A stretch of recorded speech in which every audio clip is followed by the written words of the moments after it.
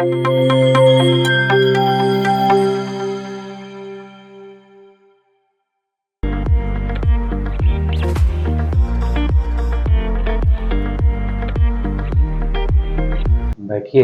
Thank you sir.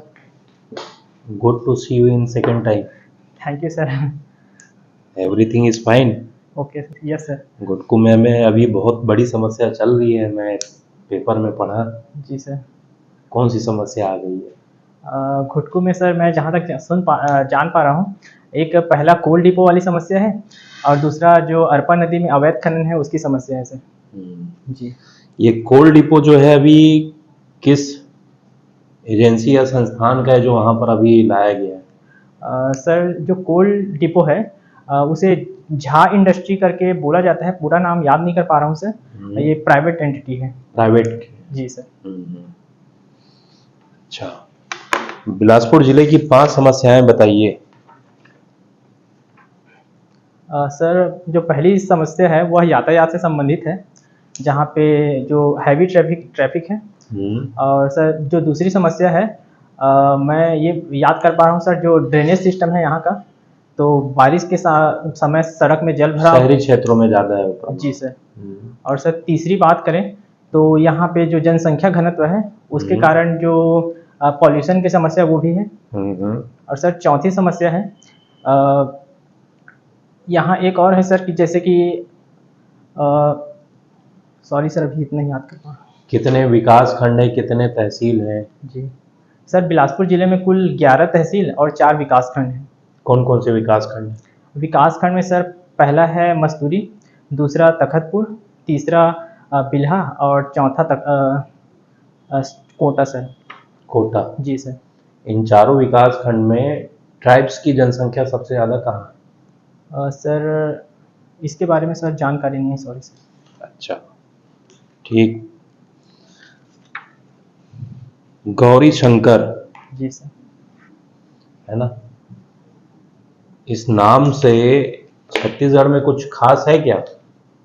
Sir मैं एक व्यक्तित्व का नाम याद कर पा रहा हूँ जो छत्तीसगढ़ में विधानसभा अध्यक्ष थे पूर्व में, गौरी शंकर जी। तो पहले राजेंद्र कुमार शुक्ल जी, उसके पश्चात जो दूसरे नंबर में आते थे जो छत्तीसगढ़ विधानसभा के अध्यक्ष थे, उन्हीं का नाम था सर।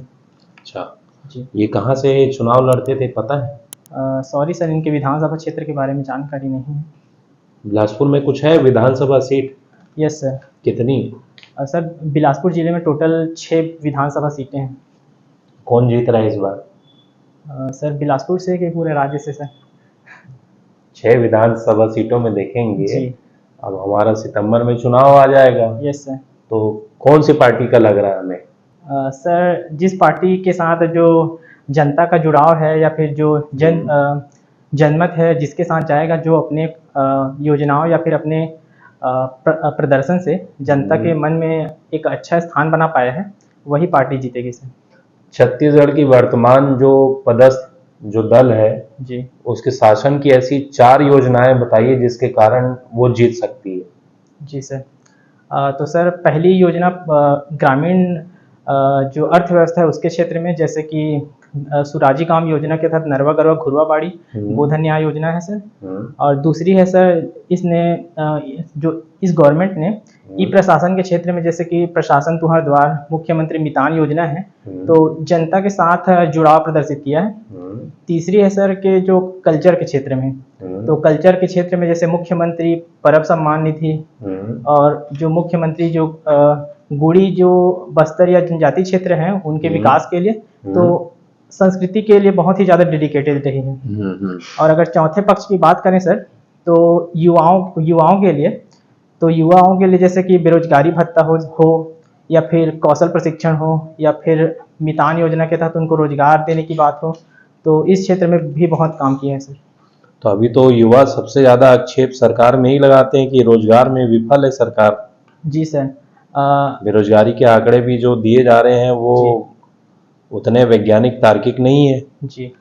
शिक्षित बेरोजगारी बहुत ज़्यादा हावी है। Yes sir. अभी तो एक कैंडिडेट ने बताया कि महासमुंद में आत्महत्याएं बहुत ज़्यादा हो रही है। जी। सहमत हैं आप? सर जो छत्तीसगढ़ के बेरोजगारी के कम होने की सबसे बड़ी वजह है कि जो ग्रामीण क्षेत्र में छिपी हुई बेरोजगारी थी, तो सरकारी योजनाओं के कारण उसका कम होना, लेकिन जो शिक्षित बेरोजगारी है वह राज्य में अभी भी बनी हुई है, जो इसका मुख्य कारण है सर। अनिल जी, आपकी अभिरुचि योग आसन और प्राणायाम करना है। Yes sir. आज अब योग आसन किया आपने आज? यस सर, करके आए। अच्छा, आप मुझे ईमानदारी से बताइए कि भारत में जनमानस अपने रोजाना की क्रिया में योग को क्यों शामिल नहीं कर पाता है? आप क्या सोचते हैं? सर, सबसे पहली बड़ी वजह तो यह है, जो योगा से कोई भी चीज़ का लाभ होता है वह बहुत ही धीरे धीरे या फिर टाइम टेकन है, लेकिन वर्तमान का जो युवा है वह फास्ट फूड कल्चर से जुड़ा हुआ है, तो वह तुरंत प्रयोग और तुरंत रिजल्ट की अपेक्षा करता है। उसके बाद दूसरा यह है कि योग वर्तमान युवा के मन में इसलिए स्थान नहीं बना पा रहा है, जो अभी जिम का एक कल्चर चलता है, तो जिम की ओर आकर्षित हो जाते हैं। युवाओं को छोड़कर बाकी लोग क्यों, क्या कारण सेम है? आम जनमानस बोला मैंने, आम जनमानस क्यों नहीं कर पा रहे हैं? तो एक बहुत बड़ा वर्ग ऐसा है सर, जो डायबिटीज़ और हाइपरटेंशन जैसी बीमारियों से ग्रसित है, तो उनके लिए ऐसा है कि कुछ योग को प्रतिबंधित किया गया है, लेकिन ऐसे भी बहुत सारे योग हैं जो इनकी इन समस्याओं का समाधान कर सकते हैं। कब मनाते हैं अंतर्राष्ट्रीय योग दिवस? प्रतिवर्ष 21 जून को अंतर्राष्ट्रीय योग दिवस मनाया जाता है। किनके प्रयासों से स्टार्ट हुआ ये? इसे 11 दिसंबर सन 2014 को यूएन संयुक्त राष्ट्र महासभा के द्वारा इसे मनाने के लिए प्रयास किए गए थे, लेकिन सबसे पहली बार सन 2015 में आयोजित किया गया था सर। कौन से देश के प्रयास से किया गया ये? भारत के प्रयास से। भारत के प्रयास से किया गया जो है।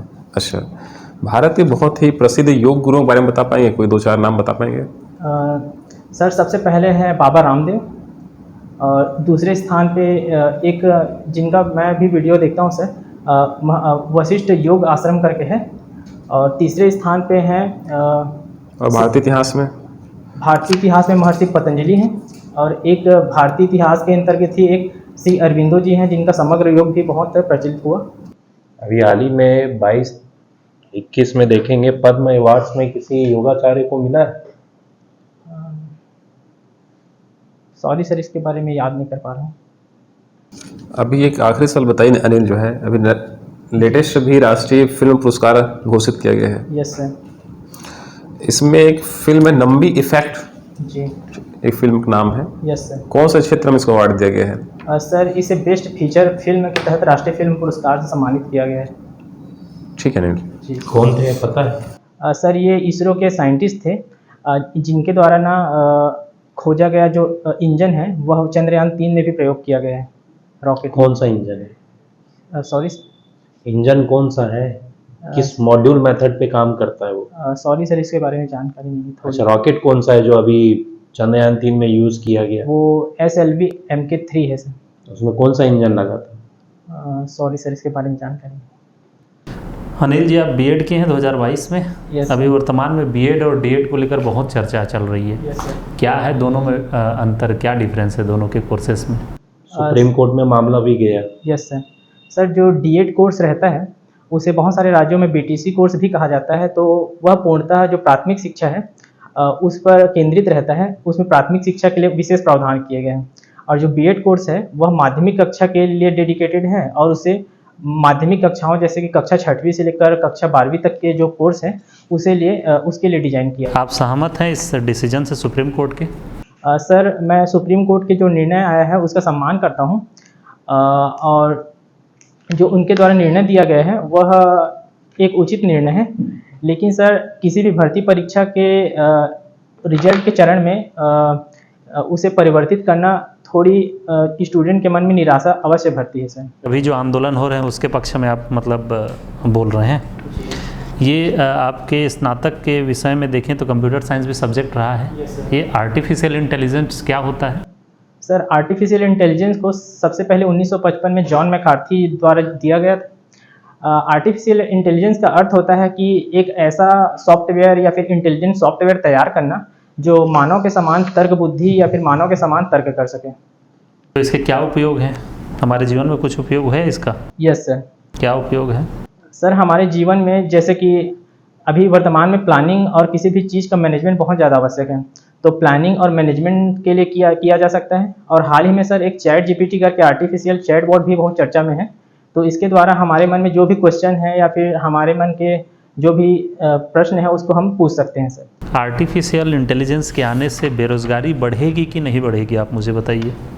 सर आर्टिफिशियल इंटेलिजेंस के आने पर प्रारंभिक तौर पे बेरोजगारी बढ़ने के आसार हैं, लेकिन इसके अभी दीर्घकालिक जो प्रभाव है उसका आकलन नहीं किया गया है। लेकिन ऐसा कहा जा रहा है कि एक दीर्घकालिक प्रभाव में इसके द्वारा जो रोजगार है वो बढ़ेंगे। आर्टिफिशियल इंटेलिजेंस और मैनुअल वर्क यदि हम करते हैं तो दोनों के हम ये कहें कि गुणवत्ता में कुछ अंतर रहेगा कि नहीं रहेगा? सर गुणवत्ता में कुछ कुछ अंतर रहते हैं। जैसे आर्टिफिशियल इंटेलिजेंस द्वारा किया गया वर्क है वह बिना त्रुटिपूर्ण का रहेगा, लेकिन मैनुअल वर्क में कभी कभी त्रुटियां हो जाती हैं। लेकिन आर्टिफिशियल इंटेलिजेंस का जो ज्ञान है वह सीमित होता है, लेकिन अगर हम मैनुअल वर्क करें तो हम अपनी रचनात्मकता का भी प्रयोग कर सकते हैं। मनुष्य अपने इमोशंस को भी उसमें इंक्लूड कर सकता है अपने काम में, तो परफॉर्मेंस में थोड़ा मोड़ा अंतर आएगा। Yes sir. ज़्यादा बेहतर कौन सा होगा, एआई की मैनुअल? सर अगर मैनुअल वर्क को त्रुटि रहित कर दिया जाए और एआई को फीलिंग्स या फिर इमोशन से भर दिया जाए तो दोनों वर्क अपने अपने स्थान पे बेस्ट हैं। एआई पर बेस्ड कोई मूवी आई थी, आपको जानकारी है क्या आर्टिफिशियल इंटेलिजेंस को लेकर के? सर आर्टिफिशियल इंटेलिजेंस पर पूरी तरह से तो नहीं, लेकिन उसका एक भाग हो सकता है जो एक रोबोट और रोबोट 2.0 करके मूवी है सर, उसमें इसका उपयोग किया गया है। जी सर। आपके ग्राम के नाम से हमारे ह्यूमन बॉडी में एक ऑर्गन का नाम आता है। जी सर। छत्तीसगढ़ी में अगर देखेंगे तो वो जुड़ जाता है नाम उससे। जी सर। सॉरी सर, इसके बारे में सोच नहीं पा रहा हूँ। ठीक है अनिल, आपका कंप्लीट हुआ, आप जा सकते हैं। जी सर।